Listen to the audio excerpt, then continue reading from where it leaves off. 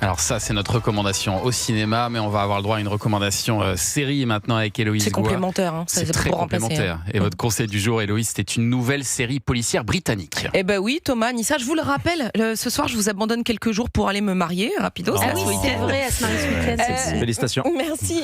Mais histoire que vous ne vous ennuyiez pas trop sans moi, je vous laisse avec une pépite, le genre de série qui se regarde en une fois, le souffle coupé. Ça s'appelle Sous ses yeux, The Witness en VO. Alors, c'est pas joyeux du tout, je vous le dis tout de suite, mais comme souvent, les Anglais ne font pas les choses à moitié niveau série policière. Et je dois dire que celle-ci est vraiment saisissante. Il n'y a que 3 épisodes. Et c'est inspiré d'une histoire vraie. C'est ça qui la rend très très forte. Et alors, qu'est-ce que ça raconte ?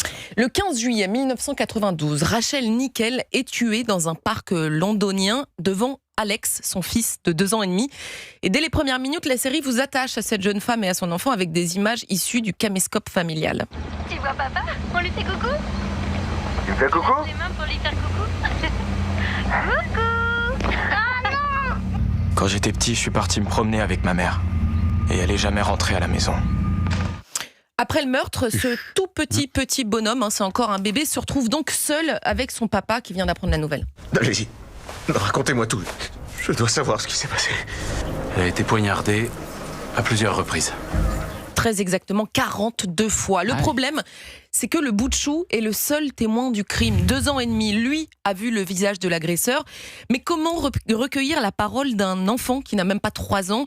C'est le début d'une enquête passionnante, complexe et souvent dérangeante pour les policiers et les psychologues. Tu te souviens un peu de lui? Ça te dit que je le dessine? Tu veux m'aider à le dessiner? Faire. Tu peux me dire ce qu'il porte? Bah oui, il parle pas trop, le petit bonhomme. Mais c'est un cas de conscience pour tout le monde. Faut-il pousser un enfant traumatisé à replonger dans ses souvenirs pour espérer retrouver un meurtrier? Et surtout, quand bien même il répond, peut-on se fier à la mémoire d'un bébé?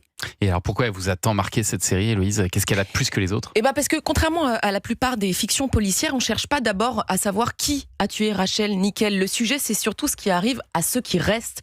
On suit ce père qui tente d'élever seul son fils sous le regard de toute l'Angleterre. On assiste à la pression médiatique, aux erreurs de l'enquête, aux blessures qui cicatrisent jamais vraiment. Et la série a l'intelligence de rester constamment à hauteur d'homme sans transformer ce drame en spectacle. Pour ça, ils sont très forts, les Britanniques.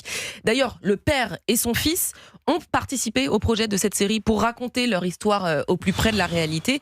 Et vous verrez, après la série, vous aurez envie de foncer voir le documentaire sur cette affaire avec les témoignages d'Alex et André, le papa, qui parle aujourd'hui face caméra.